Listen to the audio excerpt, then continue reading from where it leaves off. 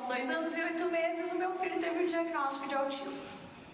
Eu, na verdade, recebi esse diagnóstico talvez de um jeito um pouco diferente.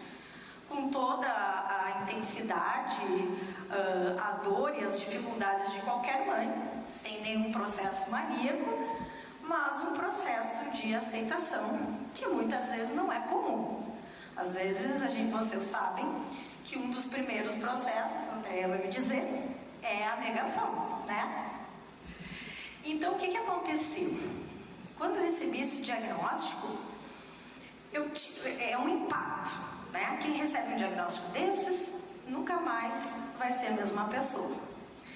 É um diagnóstico transformador, e aí vem uma palavrinha que se chama resiliência. Quando a gente recebeu esse diagnóstico, eu tive uma série de características que me ajudaram muito.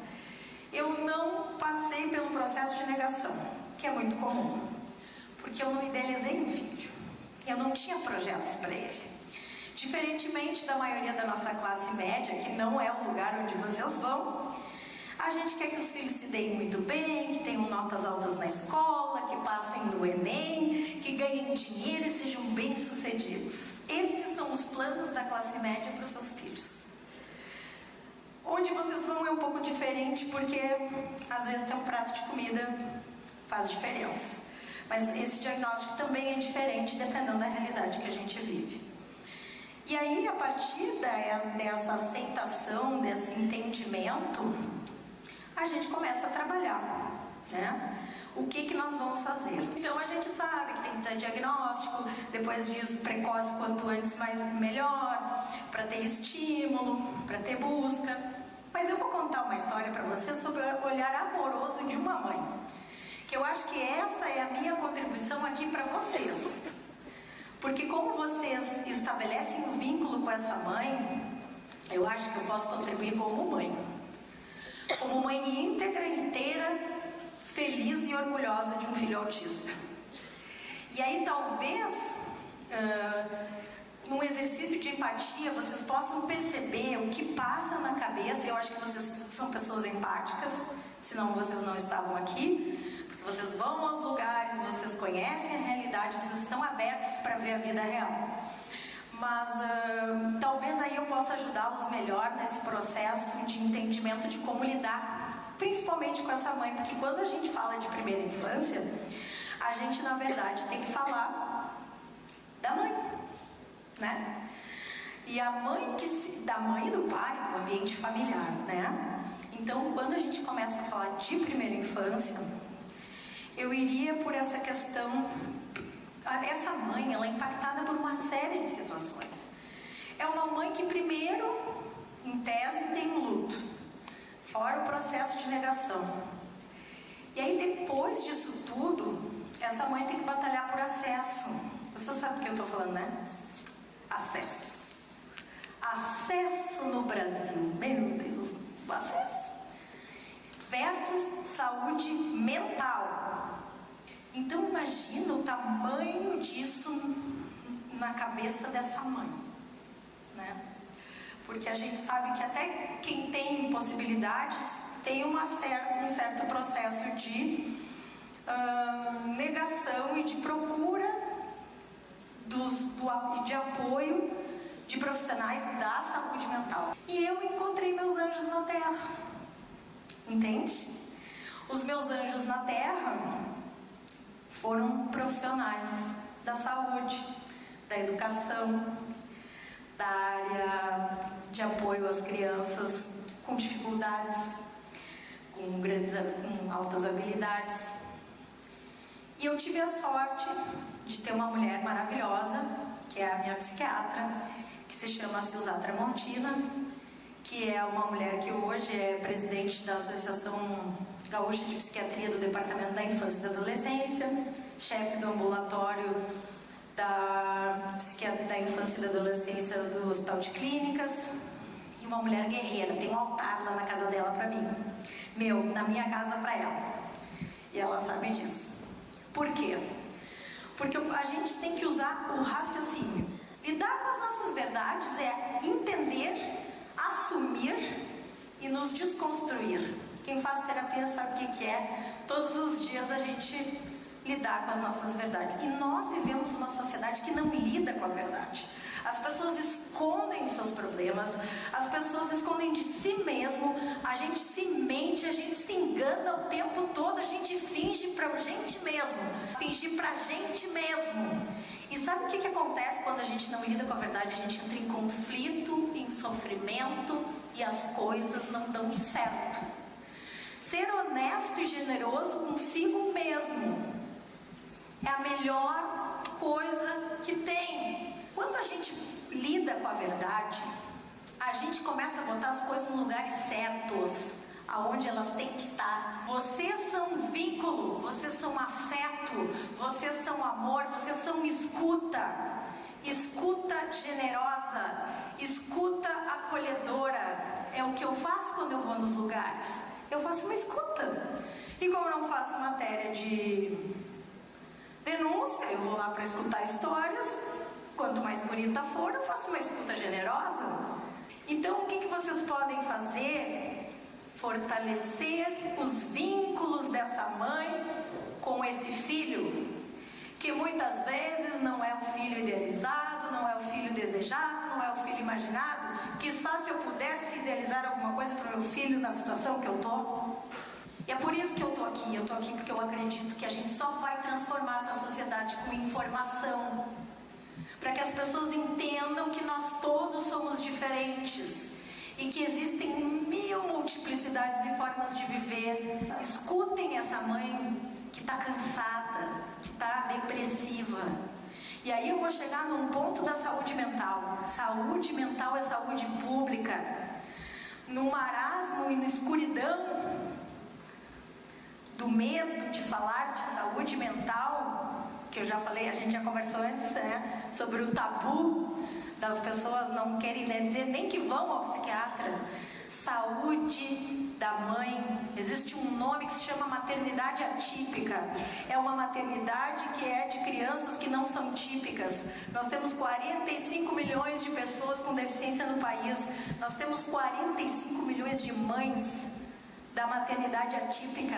Quando eu tive o diagnóstico do João Pedro, foi de uma maneira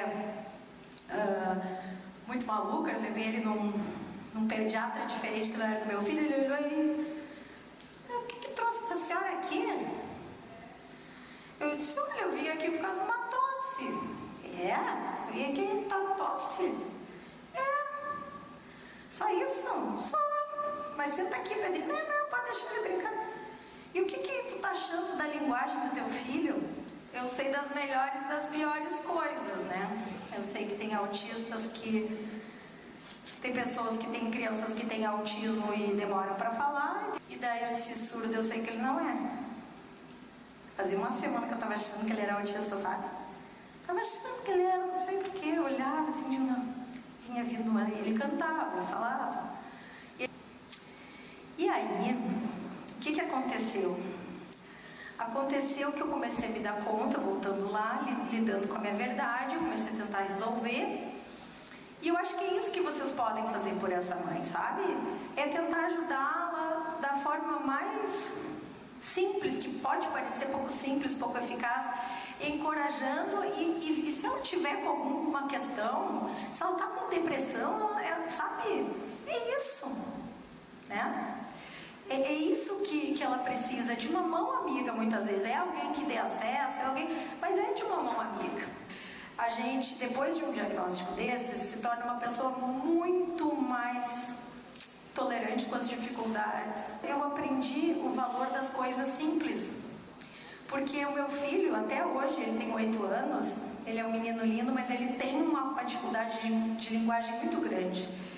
Então, até hoje, eu nunca vi o meu filho falar mais de 3 palavras juntas, apenas 2. E eu sei exatamente o dia que ele me disse, te amo. Ele tinha 4 anos e a gente estava na praia. E depois nunca mais ele me falou te amo. Então, como é que eu não vou acreditar no poder das coisas simples? Porque para mim, uma grande conquista vão ser 3 palavras. Porque eu ainda não tive essas 3. Eu tive 2. Entendeu? Então, como é que eu não vou começar? ser feliz com as coisas simples que a vida me dá e agradecer todos os dias por ter sol na minha frente e por estar aqui com vocês? Se eu já sei a dureza que é ter um filho que não falou para mim nunca mais de 2 palavras, como é que eu não vou ser feliz?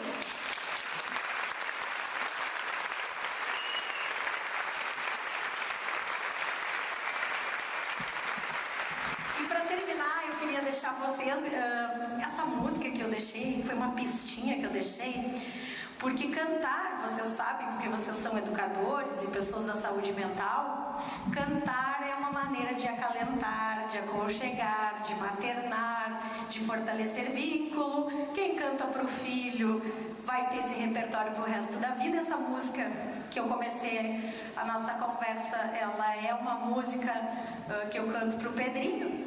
E aí, eu vou terminar com essa fala que é aceitação. Então a gente canta muito porque a única coisa que o meu filho faz bem é cantar. Ele canta, que é uma beleza. Ele não usa a linguagem para pedir alguma coisa, como linguagem funcional, que a gente chama com o objetivo de comunicar. Mas ele fala, mas ele não tem linguagem. É um pouco. E às vezes ele fala várias palavras. E cada vez que ele fala 2 palavras, minha mãe me liga super feliz, porque ele almoça com a avó, que é o grande vínculo da vida dele. E o meu marido, obviamente, e a Vera e nossos anjos na terra. Cada vez que ele fala alguma coisa, minha mãe, olha, Bel, hoje ele falou. Então tá. Ai, beleza, falou então tá. Ui. Coisa simples, né? Fiquei tão feliz, ganhei meu dia, né? E teve uma vez, quando o Pedrinho tinha 3 anos de idade, quando ele era bem pequeno, ele tinha uns mini apagãozinhos, assim, sabe? E eu tava meio com medo que ele tivesse epilepsia. Então eu tava já ligada, né? Porque saber tudo é uma droga, né? Porque tu fica só esperando o próximo tufo. Qual vai ser a próxima comorbidade do guri? Tem uma comorbidade, hiperatividade. Puxou a mim.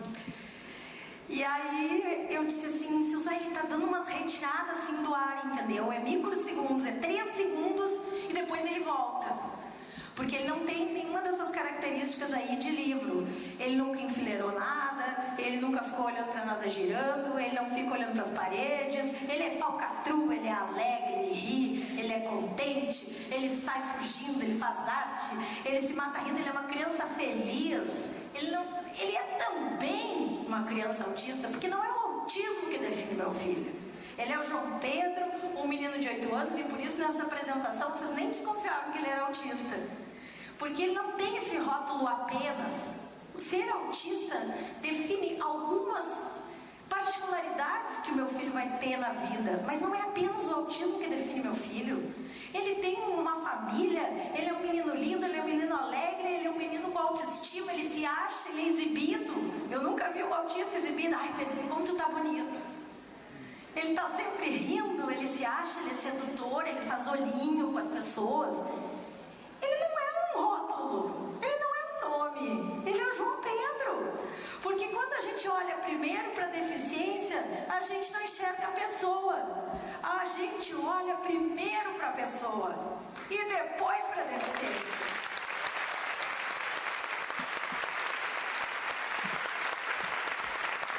A deficiência é um detalhe que traz para o João Pedro determinadas características e dificuldades que ele vai ter que batalhar na vida. Eu vou deixar com vocês a